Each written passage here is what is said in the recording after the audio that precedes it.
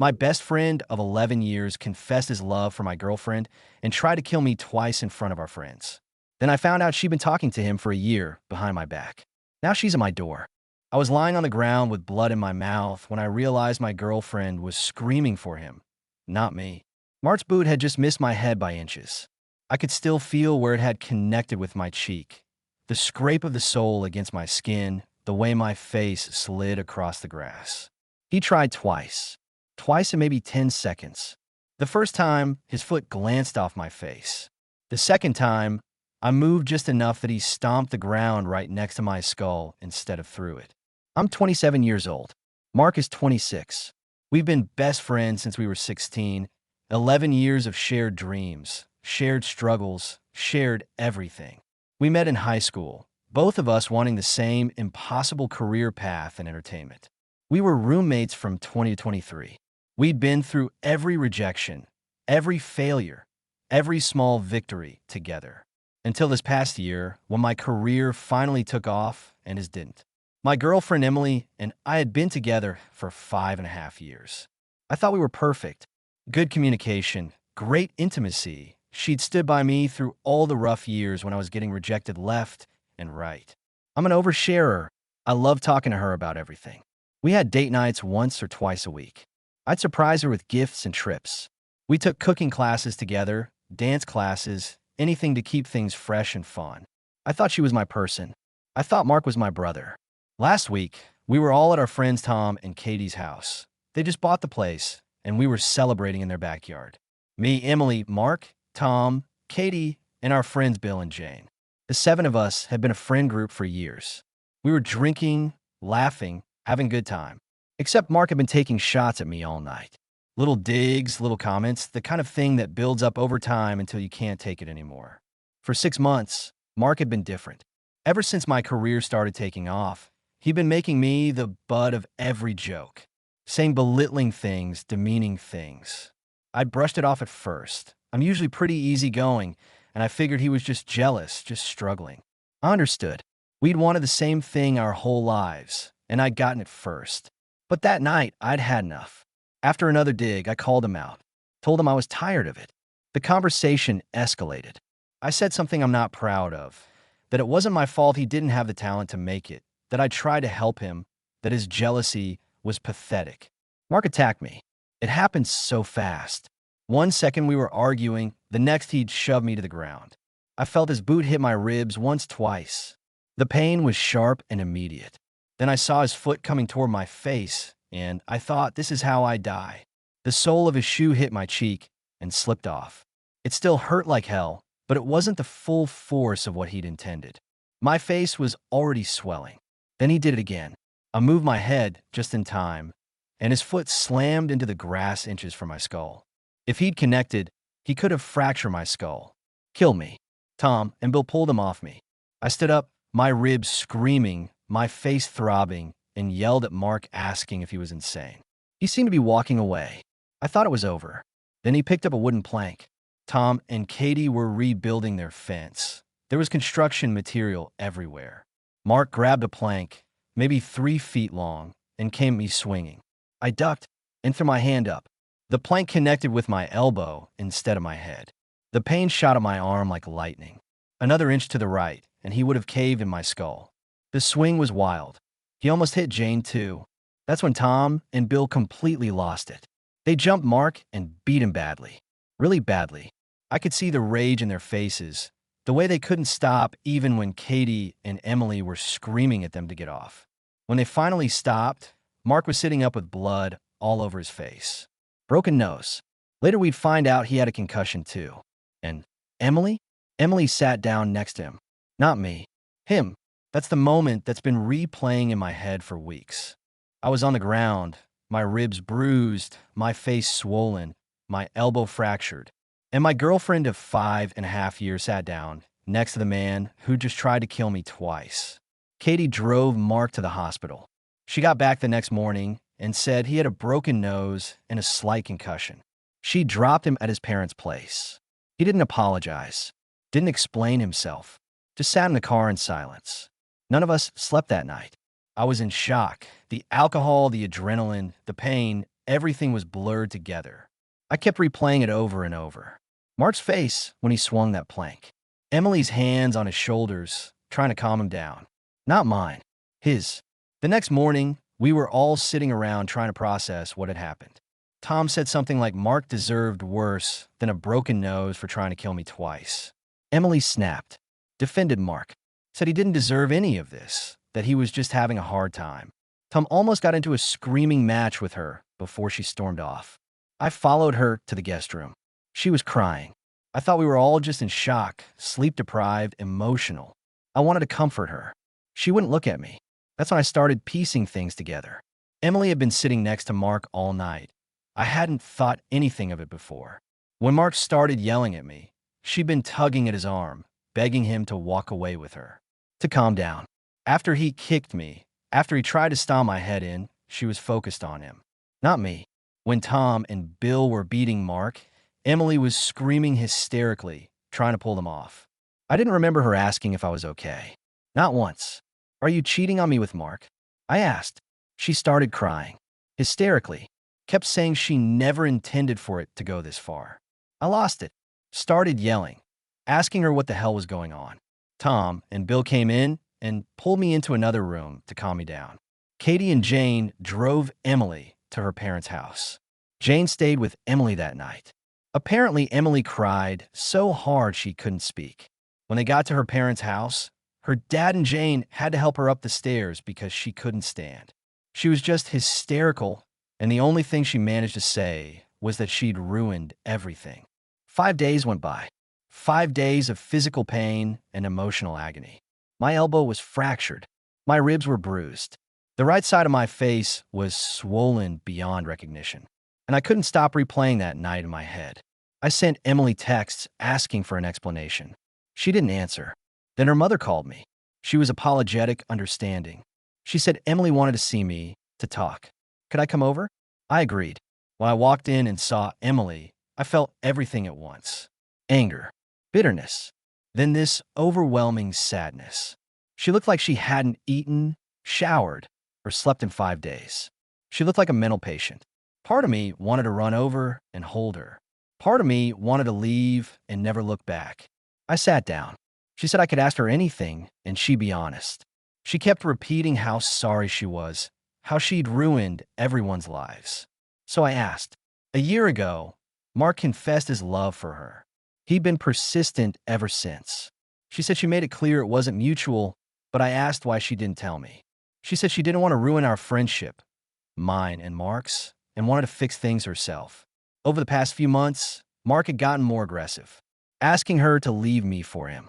They'd kissed twice, Mark initiated both times, but she stopped it. They'd cuddled once during a movie, and Mark tried to initiate sex. She left and set boundaries. I asked why she kept seeing him alone if he was constantly trying to get physical with her. She said he always promised he wouldn't do it again. I asked why she didn't cut contact, why she kept answering his messages, kept meeting him, kept giving him false hope. She said the strangest thing, that she felt bad for him, felt sorry for him, felt protective of him like she was his big sister. She needed to help him get over her. I asked if she was stupid. Everything she'd done had kept his hope alive. She'd given him all her time and attention while he was in love with her. She started crying, doubled down on the sister-brother relationship. Excuse. Said he was just having a hard time and she wanted to help him. Then I asked if she'd had any contact with him since that night. She paused, started bawling, said yes. That destroyed me. This man tried to kill me. I waited 5 days for her to answer me. She couldn't even text me back, but she was texting him. I couldn't speak. I just stood up to leave. She followed me, begging, offering to show me the texts. Said she'd only checked if he was okay, then told him it was over and to stop contacting her. But she made her choice. I was in the worst pain of my life, and she chose to talk to him instead of me. I walked out. She followed me, pleading. When I got outside, her parents got out of their car and asked if everything was okay. I lost it, yelled about how their daughter had ruined my life, how she'd chosen the man who tried to stomp on my face over me.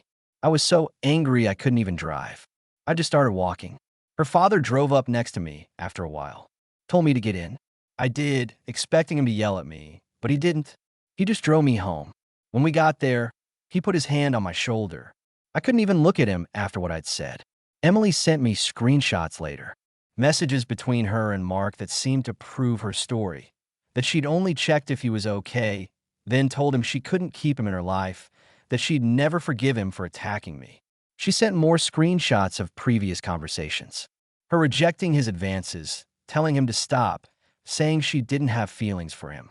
But they've been talking for over a year. She could have easily cherry-picked the parts that made her look good. I didn't respond. I still haven't blocked her number. I don't know why. I talked to 2 lawyers about pressing charges against Mark. They both said the same thing. He'd probably have to pay a settlement, maybe get probation, but jail was unlikely. I wasn't seriously hurt enough, no long-lasting damage. And if I pressed charges, Mark could press charges against Tom and Bill for breaking his nose and giving him a concussion. They'd probably fare worse than Mark would. It could drag on for years. I just wanted it to be over. Mark's reputation took a hit. He lost some friends. Some said they'd stay neutral. His older brother told me their parents were disappointed but weren't disowning him. His younger sister took it hard. She used to joke that she considered me her older brother. She looked up to Emily too. She refuses to talk to Mark now. Mark sent me a long apology letter. He owned up to the assault, blamed some of it on his mental health. It was sincere, but not heartfelt. He didn't mention Emily once. I didn't respond. Some friends knew more than they'd let on. Jane and Katie had known about Mark kissing Emily. They claimed they didn't know the extent of it, but I don't believe that. When I confronted Jane, she got defensive. That caused problems between her and Tom. He was furious she'd kept secrets. Katie came to my house and swore she genuinely didn't know. She'd walked in on a conversation about the kissing, but Jane and Emily had downplayed it. She seemed genuine. I believed her. Jane, I am disappointed. I've been low contact with her, which has affected my friendship with Tom. For days after everything fell apart, I called Emily's parents and asked to come over, to apologize for what I'd said, to talk to Emily one more time. They were relieved. Part of me thinks they thought I was planning to forgive her. I apologized to them. They said they understood I'd been going through a lot of emotions. We hugged. Then they went outside again, and I went into the living room where Emily was waiting. She walked toward me with the saddest face I'd ever seen and asked for a hug. I said no, asked her to sit down. I asked her to tell me everything again. Asked if Mark had been abusive. She gave me the same version as before, but with additions. She said Mark had threatened her, that if she tried to cut contact, he'd tell me they'd kissed, that they were in love, that she was cheating. He said I'd believe him over her. She felt trapped. I asked if he was physically abusive. She hesitated, said not really, but on 2 occasions he'd hurt her. Once at an event we'd all attended together. He'd grabbed her wrist and wouldn't let go, dragged her closer, hurt her. The second time, he grabbed her bicep and squeezed hard enough to leave bruises. I didn't remember seeing any bruises. She must have hidden them.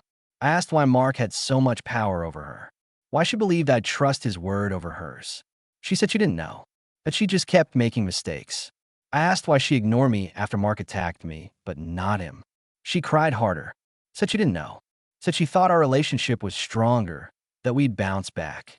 She was worried what Mark would do. I told her that was the part that hurt the most, that she'd chosen him. She said she didn't choose him. He stood firm. It felt like she did. I explained how much she'd hurt me, how all the trust was gone, how we were done, no contact. She asked if there was a chance we could be in each other's lives in the future. I said no, but it was eating me away. So many things I doubted in her story. I reached out to Sarah, Emily's best friend, begged her to just be honest with me. To my surprise, she answered. She knew a lot. She told Emily to stop talking to Mark, to tell me about his behavior. She knew about the kissing, knew Emily regretted it. Then Sarah told me something that explained everything. Emily used to like the dynamic in our relationship when my career was struggling. I needed her support. She was the one who cheered me up, motivated me, made me believe in myself. When my career took off, she felt that dynamic missing. But then Mark was in the position I used to be in, and she could give her support to him. Feel validated again. Sarah said Emily never talked about the sexual attraction for Mark, but she suspected that was part of it too. I asked if Emily had ever talked badly about me, if I'd driven her to this. Sarah said no, that Emily always sounded very much in love, talked about how happy she was. She called me overbearing and clingy a few times, but nothing worse than that. Since then, Sarah's been flirting with me, texting me every day, sending memes, some of them sexual. I have no interest. I'll have to shut it down. 8 or 9 days ago, I got a text from Emily. I blocked her on everything except our phone numbers. It slipped my mind, or maybe I subconsciously didn't want to. She said she'd smiled and laughed for the first time because of me. Sent a photo of me on her TV. My show had aired. Said she was proud of me. Looked forward to seeing my career progress. I made the mistake of responding. We chatted for 2 days, not about us, just about random things. Then she asked if I could find it in my heart to let her back into my life, even in a small way. I said I needed more time. Told her I couldn't keep doing this for my mental health. Said goodbye and blocked her again. Then last Friday night, around midnight, there was a knock on my door. Emily was standing there, soaking wet from the rain. She said she'd been out drinking with her girlfriends. Wanted to see me. Got cold feet when she got out of the taxi and stood in the rain for 10 minutes, but was too cold to wait for another taxi. I let her in. Gave her dry clothes, sweatpants, a t-shirt, a hoodie.